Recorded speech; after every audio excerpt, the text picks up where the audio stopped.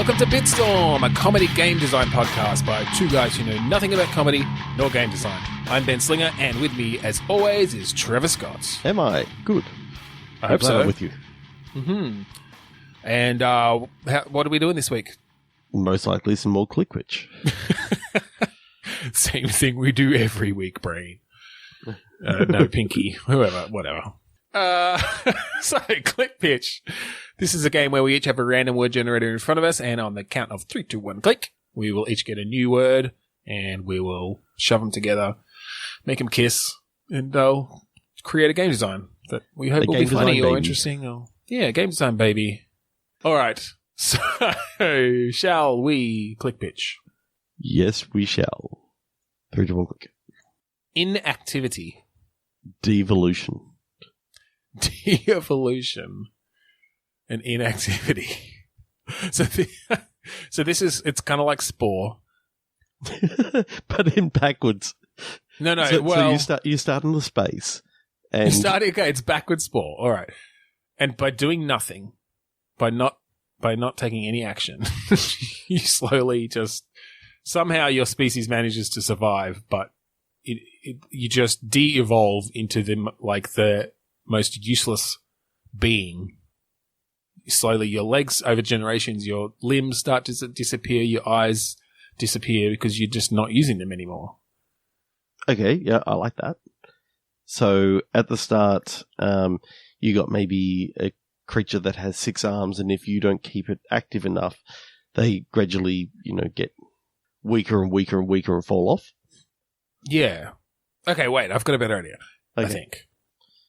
It's a narrative game where the idea is that once humans invented virtual reality, it's basically, what was it? Better Than Life. Is that it? Yep. Yeah. The Red Dwarf guy? Yep. Wrote it? Yeah. So basically VR is so good that humans just stop doing anything outside of VR. And over generations and generations, somehow they manage to survive, but they end up literally just being brains in VR units hooked up to this virtual world. Oh, God.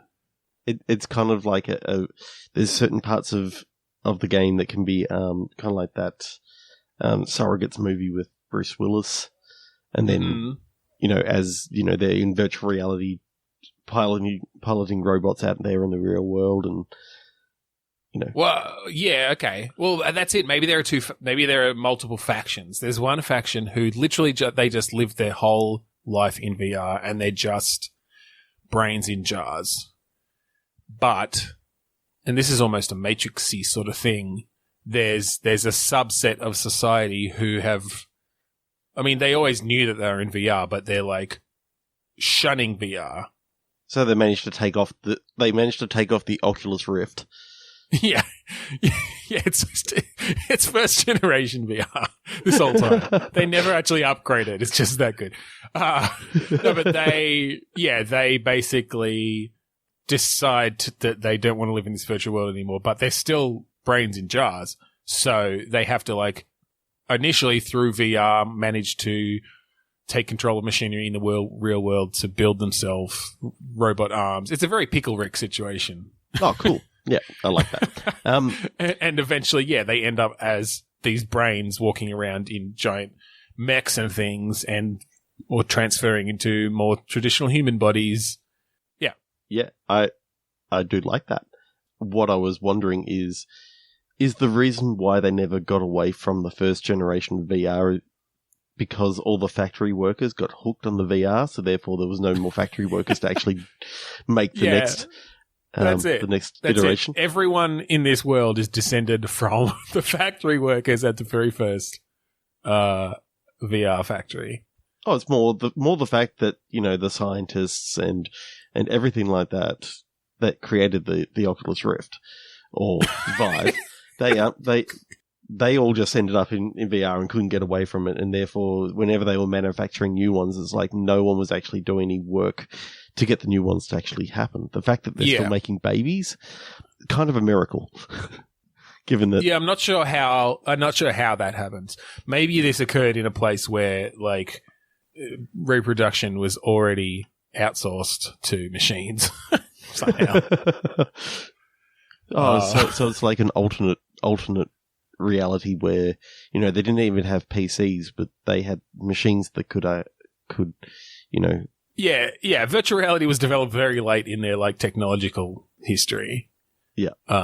They had all these robots and things that could do things for them and keep their bodies, like fed and stuff while they're in this VR. Well, okay, as funny as the idea of it just being the factory workers, I think if this was to be real, it would have to be that as VR developed and more people were spending more and more time in it, they also then had to develop these robots who were taking care of the human bodies while they were spending days and days in virtual reality. But again, and also doing things like artificially inseminating people from other people because they didn't want to leave VR. So that's how generations continued.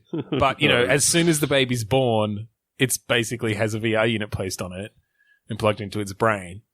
And tethered. Yeah, tethered. Yeah, they never quite got the wireless headset down. No, they didn't need to because the problem was that there was actually too much lag, so they just knew that they had to. A lot of people died in the Great Lag Plague because the latency between their brain and the unit when they tried to go wireless, just like completely fucked them up.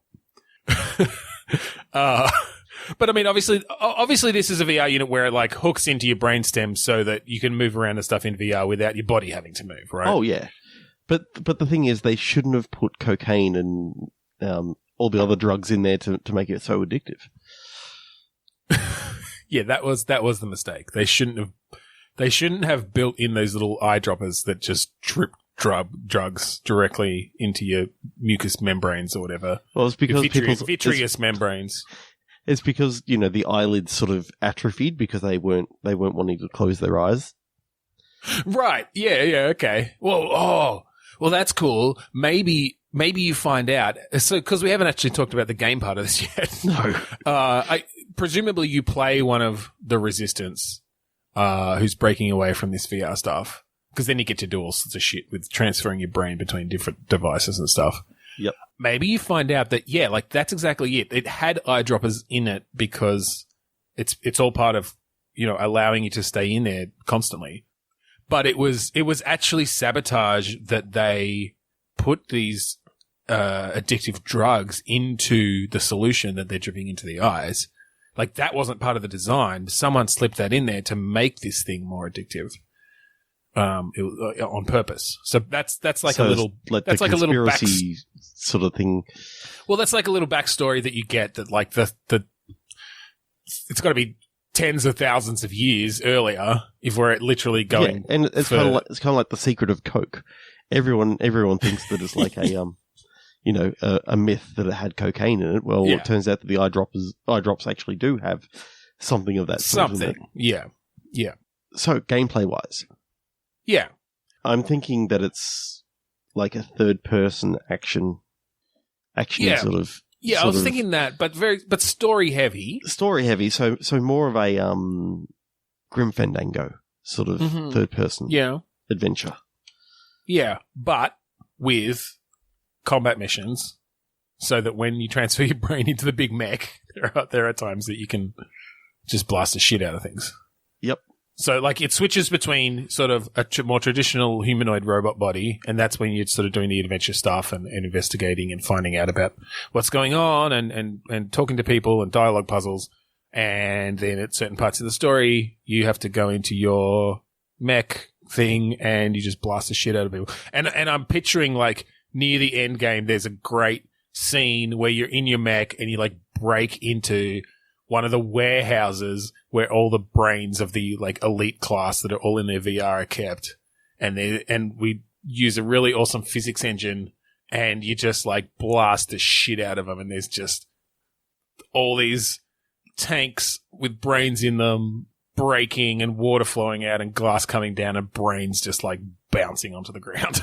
and while you're seeing all that happen, you also it like intersperses with some of the previous missions that you've gone through, and you see some of the people in those missions just like fall to the ground dead, like they've been completely disconnected.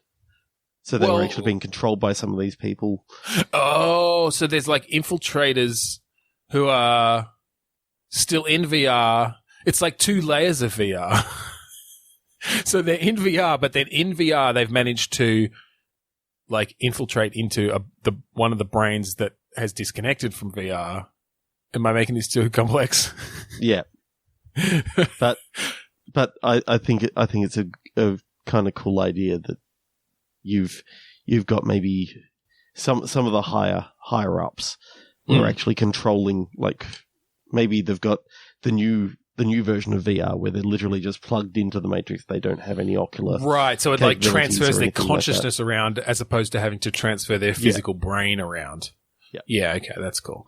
And there should obviously be some missions in VR itself. Like, just because you're part of the resistance who disconnects doesn't mean you don't ever connect to VR, and you do need to do that to get information and to infiltrate, and you could put some really cool mechanics in there for the sorts of things you can do in VR as well. Yeah. That'd be cool. Yeah. Oh, I like that. That's really neat. It's fun. I don't know whether it'd be better as a game or as a like interactive fiction sort of. Yeah, or just fucking make a movie of it. Okay. It's the next Matrix. We just solved it, and we're not going to fuck the trilogy up this time. All right. Stimulant. Sociology.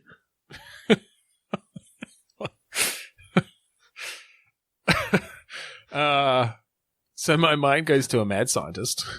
Yep. Who's doing an experiment on society. With drugs in eye drops. Yeah, there you go. This is the prequel to the previous game, where it's back when VR first started, and you're the person who put this addictive stimulant into the eye drops. I love it when this happens, and it's just perfect. I know. It just lines up nicely. Yeah, I don't know. I could imagine a game where you sort of it doesn't really make sense as a game because the behaviors would be too subtle around. I'm thinking like dosing certain aspects of society with the stimulant and not others. Like that's stupid. Yeah. But okay, stimulants in games often are used as like power ups and that sort of thing. I don't know. What was your sociology? That's fucking hard to make a game about sociology. Yeah, it's kind of a bit hard, and that was even worse. Handler. Stimulant handler. Yeah. Okay. You're an orderly. You're an orderly. Yep. At a hospital for people with narcolepsy. Okay. And when you notice someone nodding off, you have to quickly run over to them and like put smelling salts under their nose. So they don't fall and hurt themselves. So it's sort of it's a bit of a plate spinning sort of game where once you've given them stimulant, like they're not going to fall asleep for a little while, but Mrs. Jones in the other corner of the building, it's been a while since you stimulated her. Oh yeah, since you gave her a dose. So you know that she might fall into the potted plant. That one's not a euphemism either. So other stimulants that you can have, you got coffee. So you've always got to keep like a pot of coffee going. But because it starts getting frantic, you've got to be very careful because sometimes decaffeinated coffee ends up in the box as you're setting up the next lot of coffee. So you got to make sure that you're looking out for what type of coffee grounds you're going to be putting into the coffee machine. Okay. So you've got a number of things that you got to do depending on, So the smelling salts are like a last resort if you know they're like literally about to fall asleep. Yeah, I mean, that'll just give them a quick blast to wake them up and make sure they're actually not going to fall over until you can get something a bit longer lasting into them, like some coffee. Yeah.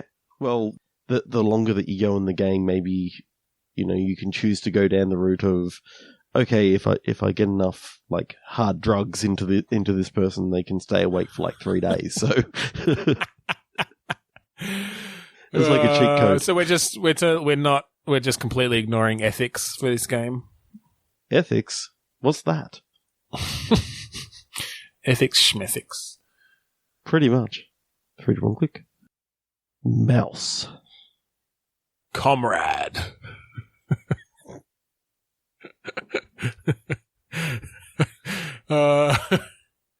Comrade Mouse. Okay, so my mind has gone immediately to the game Commandos.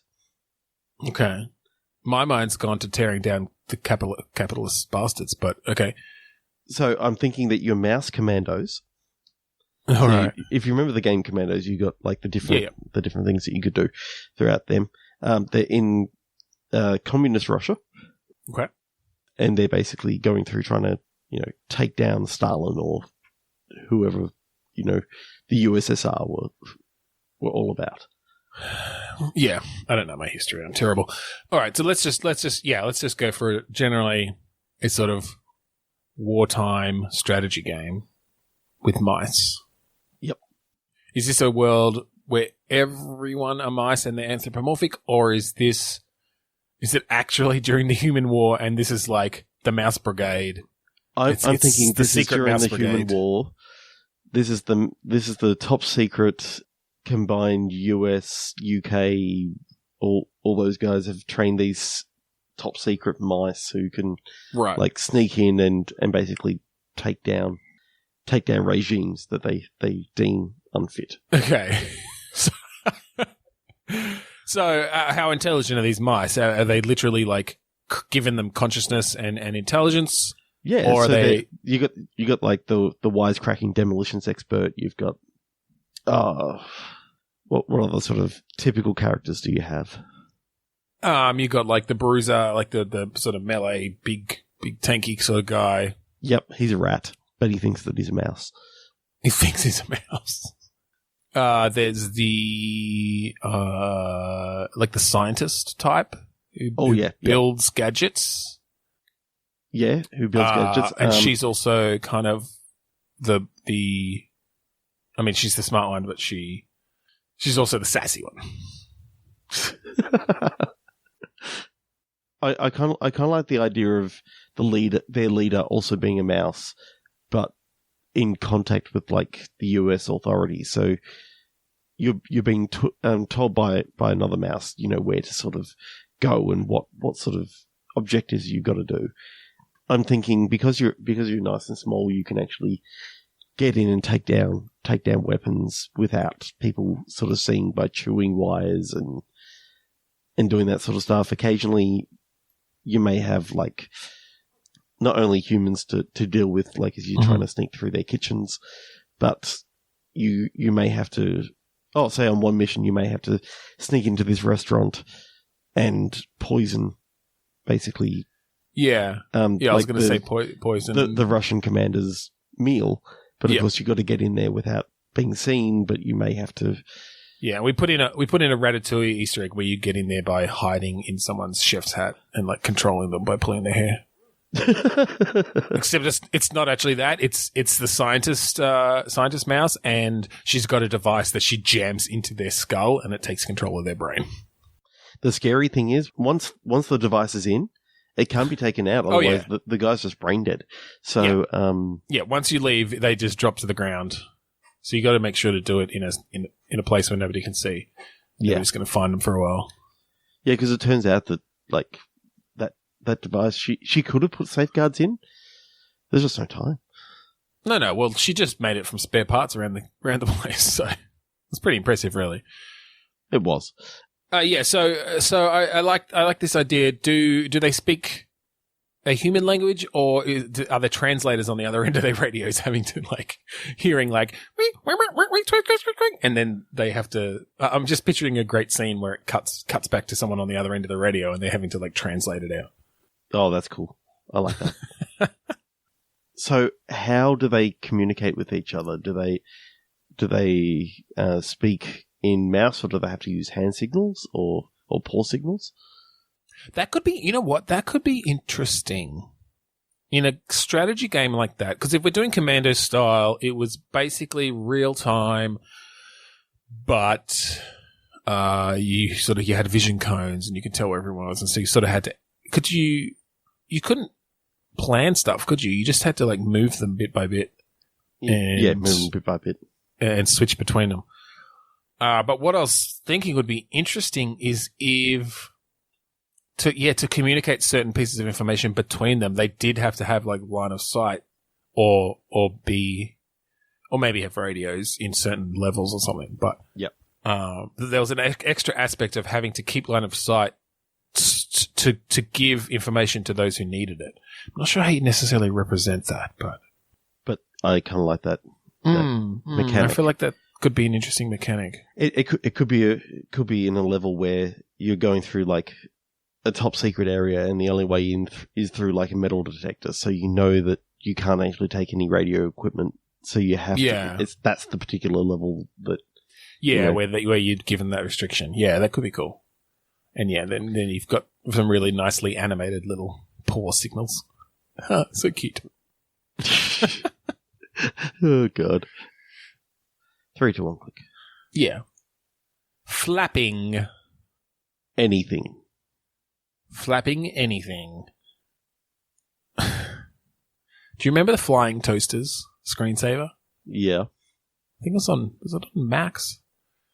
So my mind just went to somebody who like is just attaching wings to things. I'm not sure for what purpose, but they can just attach wings to anything and then those things can fly. Yep. These big bird wings. Why?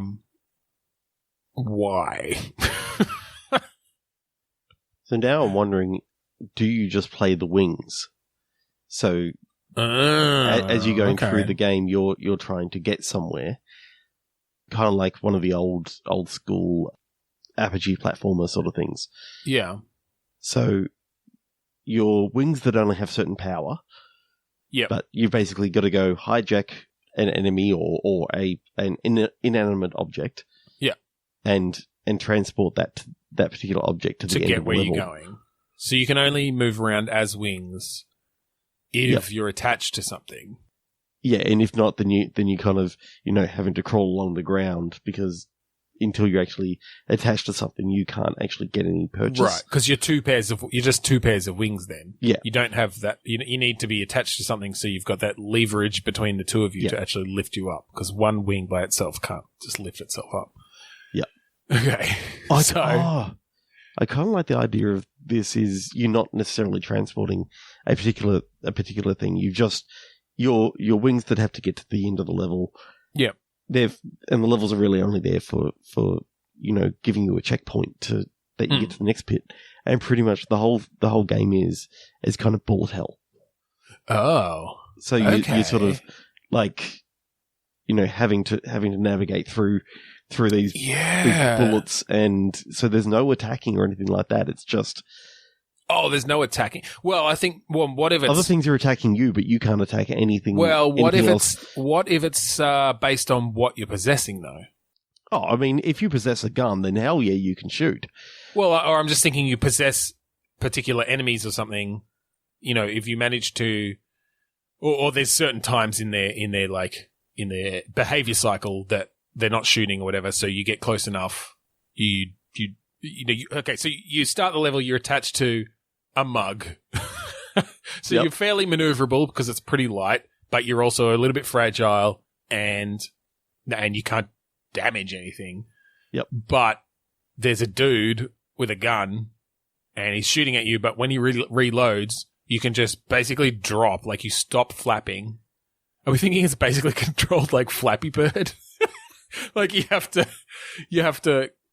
hit the button to flap upwards. Yeah. Yeah, I like that. You just let go of everything and it basically dive bombs down. The mug just breaks over his head and the wings just grab onto him. And he's just firing wildly. I'm thinking that you start off with small wings, but as you go on, you can get like power-ups to get the wings bigger so you can possess bigger things. Okay, so, because they're just too heavy otherwise. the big evil, not evil wings. I was going to say eagle, but then I'm like devil wings. So I kind of combined the right. two. Evil, yeah. Yep. The big devil wings, they can possess people, and then you can literally rain down on high with basically okay, bullets so maybe and that's a stuff. power-up. Maybe there's a power-up you can get that gives you the devil wings, which can possess people, but otherwise you can't. You can only possess inanimate objects. And then there you could got be angel other wings in which you can like calm people down and calmly go through a level because it's like how does that work? I think angel wings would give you some sort of maybe they like repel bullets or something. I think in a game like that, it just needs to be around mechanics related to sort of the bullets or maneuverability or something like that. I'm picturing this as a very Metal Slug style animations and things. You know Metal Slug? So I'm seeing now you tap A to flap, and you can just move around with your stick. And if you don't tap A to flap, then you start falling. Yep. So the idea is that you're tapping A to flap around the level, getting a nice bit of movement, but you got people trying to shoot at the flying mug. You got what else could be happening? You got maybe laser trip mines that you got to sort of get between and all that sort of stuff. Yeah, I mean, like any of those bullet hell sorts of things, you have a variety of enemies that'll have different sorts of bullet patterns or, like laser blasts, periodic laser blasts. So you have to make sure that you're flapping in between them and sort of doing it at the right pace so that you don't flap too high or drop too low while they're going. But yeah, that added mechanic of being able to, because basically as well, if you die, like if you get hit, depending on what you're possessing or what you're attached to, you'll have a different amount of hit points, I think. Different things could take more damage. Like a mug can take one. Well, mug will take one, but that just means your wings fall. Like, that's not death. And if there's something else on the ground or nearby enough, or you can crawl to them, these limp wings crawling along the ground and attach, then you can keep going. Yeah. And what would be interesting is I wonder if you could bring some physics into it that you actually had some level of control of where you attached on each object. Because I'm just picturing the idea of once you're, like, you get hit, you fall to the ground, you're crawling towards a person, you fire off your devil wings power up so you can possess them, but because you're on the ground, you like your wings attached to their ankles, and so as you flip up, they just pivot around and they're hanging upside down, firing backwards. But the thing about if you manage to attach to the person's back, you've got like this massive bullet shield right in front of you that you can just be flapping along throughout the level, and you can take a lot. Like, it doesn't matter if the person ends up dead; it just then becomes an inanimate object. So the person itself, sort of needs to be blown up by a rocket launcher.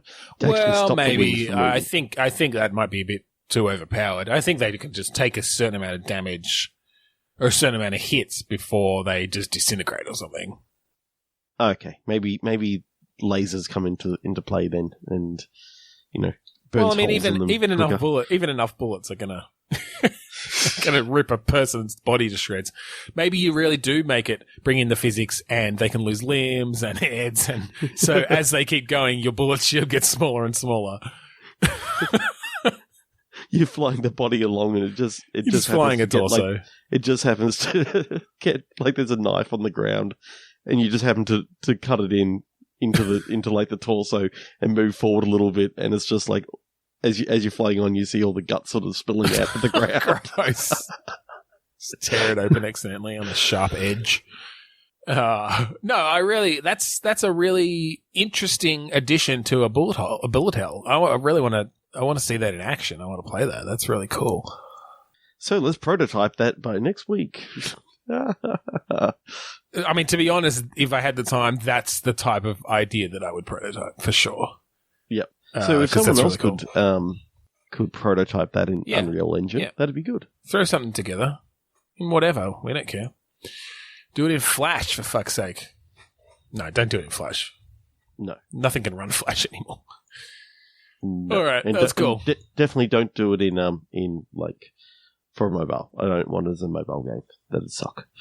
No. It needs to be like a console game or a PC game. Yep. Cool. Awesome. Cool. One click. Yeah. Yolk. Chap. Yolk chap. Yolk as in egg yolk. Yep. Okay, so do you remember there was like a very, very one-time character in The Simpsons? Okay. And it was basically this giant egg with legs. Yes. You better run, egg. Yeah. So I think you play the chap that is Is inside the egg. inside the egg. Who works for the egg lobby. Yeah, who works for the egg lobby. and basically that's his whole job. He's just a mascot for the egg lobby. Is he easily cracked? I guess that makes sense because if you're the guy inside a massive egg, you kind of are the yolk. Yep. Yeah. So I kind of like the idea that it's the story behind the mascot. All right. Oh, it's like serious. So it starts off with that scene where Lenny or Carl, I can't remember who it was. Okay, so it's literally this character in The Simpsons. Yeah. Okay, it's a Simpsons spin-off. But The most obscure Simpsons spin-off. Oh yeah, the most obscure reference from one episode in like season 4 or something. Yep. And he goes home and his wife's disappointed because, he's never gonna... Okay, important question. Is she also in an egg costume? I think she's maybe a mascot for a bigger lobby than just the egg lobby, and she's kind of disappointed in him. Okay. So it's a sort of it's a redemption story of how the yolk chap can actually win back the heart of his wife and become a bigger a bigger egg than than he currently is. She's like, "You're such a pigeon egg. I want you to be an ostrich egg." Something like that. It's bigger. I kind of like the idea of it being like a narrative, serious. I do like the idea of taking a random character like that and spinning out an entire serious narrative about him. Like and just finding out that his marriage is going through a bit of a breakdown, and he's thinking that maybe his wife is having an affair with someone else, and like another mascot from another company or something like that. Yeah, like from the dairy lobby. Someone dressed up in a big milk carton. Either a milk carton or literally where milk comes from, cow. It's just an udder. It's just an udder with legs. Her name's Omelette. She's French. Oh God, you're really coming up with some bad puns today. Sorry, I'm not laughing at them. I'm just not feeling great. It's okay. Our audience will laugh. I'll hear them from here. Oh God. Yeah. So he's got this. He's having this rotten life. It just stinks, and his wife is fucking the egg the milk the dairy guy. What's his like redemption story? How does this? I think his redemption story could be that his thing is that he realizes that he's actually been taking his wife for granted, and she's stuck by him through all this stuff. You can have maybe some backstory about how he was really trying to make this egg lobby thing work. Yep. But she was trying to tell him for years that eggs aren't the future. Dairy, and it turns out eggs just aren't what they cracked up to be. You already used that joke. Yeah, but I'll cut that one out because this one was better. But I kind of like it that maybe at the end she has a better life because she's met up with someone else, and he's got a better life because he's met someone else, and it's sort of like there's no bad person in this. You get told through backstory and other stuff. It's all shades of grey. Yeah. The final scene though has to be he like has some epiphany about his life. He realizes he's finally happy. He doesn't have to work for the egg lobby anymore, and he just busts his way out of the egg suit. And you know who it is? No. It's Frank, whatever his name is, and he goes to work at the nuclear power plant. Frank Grimes. Frank Grimes, yeah. It's Frank Grimes. That's perfect. Yeah.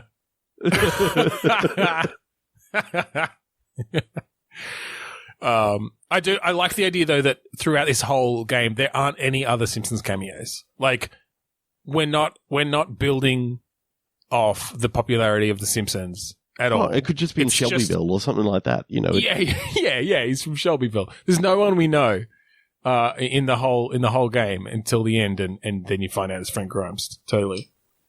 I just kind of love the idea that, you know, this mishap of, you know, finally his wife's actually happy and she's actually going to have a kid with this new love and all this sort of stuff. And I kind of like the idea that it is, you know, this story of these two people who just weren't really meant to be together. Look, they got married. They wanted to have a dozen kids, live in a nice little carton. Oh, God. 3, 2, 1, click. Yep. Nap. Autobiography. Okay. You're a cat. Yep. And you decide that you're going to put out your memoirs because by your accounts, you've lived a very interesting life. This is going nowhere. Anyway, but as you start to write them, you realize how much of your time was spent napping. This is really dumb. No, I don't know. Think of something different. And go. You bastard. Put you on the spot. I don't know, nap an auto, like a game. How do you do a game about an autobiography? All right. The story is from the point of view of someone telling their autobiography. So it's like a first person narrative, but told from the future, right? Yep. Looking back. And they're in this asylum for narcoleptics. No. I don't know. Where does Nap come in? What's this story? What are they doing? Okay, so it is a cat. Mm-hmm. I really like the idea of the cat. Okay. And each time that he goes down for a nap, he goes through like an adventure from his past. Oh, I see. Oh, that's kind of okay. That's interesting. So you play like an old cat. Yeah. And I like the idea of starting off in this nicely decorated house. It's lit really nicely. It's like close to photorealistic graphics. You know, it's sort of the best that Unreal Engine can do or something for interiors. Beautifully animated as you slowly wander around this house. And you take that all in. But as you like walk through the living room, you walk through a beam of sunlight and you literally can't do anything but fall over and take a nap. Oh yeah, is it a first person? No, I'm thinking third person. Third person, okay. Yeah, so you can see the whole cat. You know, seeing the eyelids start to close could be kind of awesome Right. from a first person point of view. No, I think you could really portray that with the animation on the cat. Everyone knows how cats look when they like lie on their side to take a nap, sort of thing. Oh, and it's actually finding different places in the house to sleep that brings up the different memories. Yeah, because cats will sleep anywhere, but not quite anywhere. It has to actually be a place. And maybe each little story or each little mission starts from that place in this house, and it's like telling the history of the last 23 years or something of this cat living in this house. Yeah, this is a really old cat. And the family it lives with and stuff. Yeah, and it's obviously the cat can't talk, but he can do things like knock things off of the counters and that sort of stuff to maybe one of the things that you see in the house is like a broken clock at some stage, and you realize that throughout the game that some of these things that were kept were maybe, like, if it was a broken clock, you may have actually broken it. You may have broken it in your yeah. past. Yeah, well, I'm picturing this as a very like Gone Home sort of thing where you can do these stories in any order. Yep. But for the game design, we'll basically block off certain areas of the house until you've done certain previous ones. So we've got some control over the narrative as it's seen. Yeah. But, initially you might have like 4 different ones you can do that all take you to different times. So you get a bit of backstory and you get to play a bit. And so, you go back and you're a kitten and, you can jump really high and you climb things and you. Oh yeah, you can jump really high. You're going out the back and you can like stalk birds and all this sort of stuff. Yeah. Yeah. And the whole time, like there are certain things playing out in the house, that give you some insight into the family that you live with. And obviously depending on which time you go back to, the kids are different ages and the parents' relationship is, in different stages or something. You could just tell this really interesting family story from the perspective of this cat at different times. So back in the days of the PS2, there was a game called Dog's Life. Yeah, I remember that. You had to like smell, you could see smells you had to and smell stuff. things and do all that sort of stuff.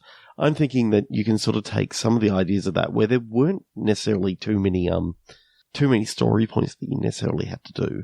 No. During some of these things, you can just go out and you can like mark your territory as a cat and you can... Yeah, we could bring some of that. There's almost like collectibles and stuff or like little side things you can do in each story. That's just normal cat stuff. Yep. You've got to find like the bits of wool that you can like play. Yeah. Or just different cat toys in general or something, yeah. Yeah. Yeah. You got catnip that you can find that gives it's like a stimulant for the cat. Yeah, I'm thinking these are almost kind of not kind of Easter eggs, but yeah, like collectible sort of things. They're completely optional, but some people are just going to enjoy moving around the house as a cat. And yeah, some of them you can only find if you get your jumping and climbing skills really good as a kitten, or you manage to sort of find hidden places in the house or something. I don't know why, but my mind just kind of went to like a tragedy that happens in this house. Yeah, well, I'm thinking it's a very, you could tell a very evocative story, an emotional story in this way. So it could be that the cat is on its last legs, and but the child that gets brought home in the very first like intro story part where a baby comes home and the kitten is literally just being brought home at the same time as well. So this cat and this baby have sort of grown up together. Oh shit! I know where this is going. Keep going. I'm going to start crying. I know, because around 11 or 12, this kid gets diagnosed with leukemia. Yeah. And I kind of just like the idea that the final scene of this is going to literally be, the present. Yeah. The present, both the cat and the boy pass away at the same time. Oh my god, that's so fucking sad. And it's so sad, but it's that would be amazing, yeah. Because to reveal that throughout the game, and again, because we'd be gating off certain stories initially, the first few you'd get, even though you might get some that are later in the cat's life, you only get hints that something might be happening, and they're pretty subtle. It's only if you're paying attention. It could be, you can actually knock something onto like the answering machine, and you hear, Dr. such and such calling. Yeah, and some of those could even be optional as well. So if you don't catch certain aspects of it in the earlier ones, you don't necessarily know. No. And like some of the gating could even be that, because obviously you're trying to find these like sleep spots to trigger these things. It could be that, in one of the scenes you get to a certain place as a kitten or whatever, and or as a young cat, and, you know, one of the people says like, oh, like such and such has gone back to their favorite sleeping spot or something. And it's one that you hadn't triggered yet. It's like, no, now you know, as an old cat, you have to find your way up there because that's going to be one of them, sort of thing. Or something like that. They can give you hints as to how to unlock different sections in the house. But obviously, as you then do that and unlock more, we make it obviously more and more blatant to tell this story of this child getting sick and fighting it for years. And yeah, I'm just sort of picturing this old cat like making its way through the house, taking all these naps along the way, you know, then it, you know, finally makes its way upstairs and into the hospital bed. Yeah, like into the bedroom. What they've got, that's like got all the hospital stuff in there. And there's this, I mean, by this point, you know, 20 something maybe, depending on, we'd figure out the timelines or whatever, but basically, obviously very sickly in this bed, you jump up on there and he or she like pets you, and I just want to see, you know, this smile come on the oh my god, on the child's face. Yeah, as the cat just and the sort cat of just like up. puts it, you know, how cats like put their chin down. Yep, like that on like the kid's chest, and just like fades. They close their eyes, and it like fades out. Oh my god, that is the saddest fucking thing we've ever done. But it's pretty fucking amazing. I know, and it came out of a napping autobiography. Autobiography. Yeah, but holy shit! This is telling a story. Oh, that was a roller coaster, man. Yeah, that'd be amazing. That is amazing. I think that might be the best thing we've ever done. Yeah. Come on, people, could just make it. I know. Oh my god! All right, let's click again. One more. I almost think. don't want to. I want that to be the final. 3, 2, 1, click. Mm-hmm. Set. Exma. So set? Like just S-E-T? S-E-T. All right. You're an actor in the theater, and you got really bad eczema that results in like dandruff. And it's a VR game. Oh. It's a VR game. And so if you move your head too much, clouds of dandruff just come flying out. No, okay, what do you have? It's probably better. So you can only scratch when the camera's not on you. Okay. Oh, okay. Like, sorry. All right. So it's not theater. It's like film or TV or something. It's a film set. Okay. So you are an actor. Yep. You're an actor, and you've literally forgot your soothing cream. Okay. So when you know, it's not your talking points or whatever. Yep.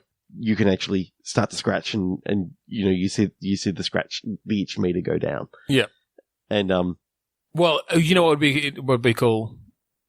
Wait, what sort of perspective are you thinking here? I'm seeing it as maybe like you've got the monitors in like the corner of the screen. You're sort of like from the director's point of view. Okay, yeah. And so you see the action in front of you sort of in real life, but you're seeing what the cameras are seeing as well. Okay. That's good. So I think not just, you don't just have an itch meter. What you have is certain parts of your body can itch at different times to different intensities. And so you get like, you show that through sort of a red glow starting. If you've got a chest up, you can actually be scratching your leg. Yeah, exactly. Or your ass or whatever. But yeah, but if there's a switch to camera 1, which is the like wider full body shot, you have to stop immediately. So I kind of like this idea of this being, it's almost like one of those games where you have to find the perfect path through. So you have to play it multiple times to know when you can scratch, because you learn the script and you learn the shots. Yeah. And as a bonus, like I said, that's sort of the initial stage, but at the end you have to edit it together, keeping enough of it, but cutting out all the bits where you were still scratching in the shot. And there are certain like requirements And, it could even be like, I'm almost thinking they're relatively short levels, and it's like you got 3 stars for this one because, you managed to edit it with no scratching and you didn't let any itch meter get to the point where, I don't know, you fucking flailed your leg out involuntarily or something. Well, I'm just imagining screamed. that if it does get to the point where, say the head goes red with itchiness, like uncontrollably he starts scratching his head. Scratching it. Right, okay. Until it disappears. Yeah. So if you let it get, and that's going to ruin a whole bunch zone, of shots. Yeah, it could ruin a whole bunch of shots unless it gets to a certain point. Well, maybe with the editing as well, you get a certain amount of takes, and you can keep the shots from all the takes, so that the first round it's like, oh shit, well in this scene I let my head get too itchy and scratched all the way through it, so I really but I'm pretty sure the first quarter of it was fine, so I'm going to scratch my head through the entire first quarter to make sure that we get those shots. So I think one thing that could be really interesting is, depending on how itchy you are, you act differently. So depending on the scene, you might need this look of frustration on your face or something. So it actually is to your benefit to get certain itches up to a certain intensity, because your eyes will widen and you'll really sell that idea of being shocked or being frustrated or something. Or if it's really, really painful because you got too many things, you could actually be tears in your eyes because you... Yeah, that's it. You need to cry in this scene. So it's like you need to let at least 3 different itches reach, 80%. But then you still have to manage them. They can't reach 100 because you'll wreck the scene. Yeah, because he just starts instantly scratching all over. Yeah. I feel like you could do some really good stuff with inverse kinematics on this to get the itching animations work really nicely. They just randomly appear over your body. Oh, you're still thinking VR? No. Just the animation, just the way the animation works on the body, on the. I'm the pretty character. sure with the view that we went, it wasn't going to work with VR, but no. It could work with VR, as in, and we wouldn't have to do this, but it's just you're sitting still, but you can look around in VR from the point of view of the director. But the person you're actually controlling is in front of you in the set. Oh yeah. So you could have it so that you need to look away from the set somewhat to pay attention to the monitors and stuff. Or maybe you can lean down and look through a camera to see the set. I don't know. Yeah. We don't need to do that. It doesn't need to be VR, but since we brought it up, yeah, that's kind of fun. Yeah, it's very different to the previous game. It's no tear-jerking fucking cat tragedy, but I think there's actually some interesting mechanics there that you could do. Yeah, definitely. And if you made the scenes funny enough and varied them up a bit, so maybe some people do different lines, different times and stuff. Obviously all the shots and stuff are the same to account for that. And if you ruin too many shots, like the director calls cut, you've just fucked it up completely. Oh, you know what I really want to see? Your characters didn't itch his leg, so he kicks it out and kicks one of the other actors. Yeah. So in the next take, they're actually a little bit more angry at you, so you've actually ruined their take as well.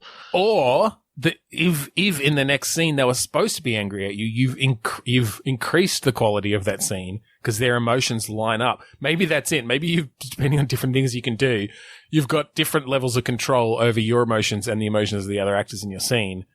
Yeah. And if you'll get bonus points if they line up with what's supposed to happen in that scene. Because I'm really picturing this as what was that game? Oh, did you ever play Stuntman? No. Okay, I think it was a game on the original Xbox, but the whole idea was you've got this level, you're playing a stunt driver on a set, and you got to just get through this level and hit the right lines and hit the right marks and do the right moves at the right times, and you get more points for doing it more stylishly and stuff. So I'm kind of thinking that, but from the point of view of this person acting on stage, and so you could. You'll have people playing these levels over and over again because you want to get these itches up to certain points at certain in certain scenes or in certain takes to then affect the later ones or to basically get the maximum points for that scene. Yeah, it's fun. I like that. Yeah, it is.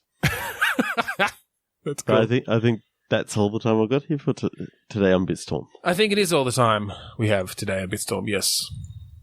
It was fun. Yeah, it was.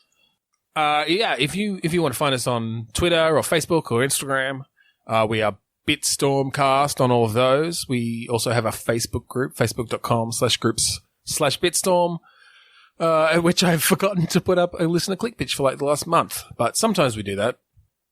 We're also on Podchaser. You can now find us at podchaser.com/Bitstorm. And if you're a podcaster, go there and claim your page and you can get your own custom URL. While you're checking out Podchaser, also check us out on iTunes where you can rate, review, and subscribe. We have a website, bitstormcast.com. We'd like to plug the awesome folks out there at the AGPN. Hopefully we'll be getting a couple of guests on in the next few weeks. Maybe from the AGPN. Yes. Who knows? We'd also like to thank Kuradust for the song Mount Defiance off of the album Containment Failure. Cool. Did you expect me to continue on and do something else? Well, I thought you'd end off, I thought you'd move into the outro. The final outro. I was waiting for a sneeze. That still hasn't come. Oh, okay. It's going to come halfway through. Anyway, yeah, probably. So thank you again for joining us on Bitstorm this week. I'm Ben Slinger. I'm Trevor Scott. That's a dead cat. And we're all crying.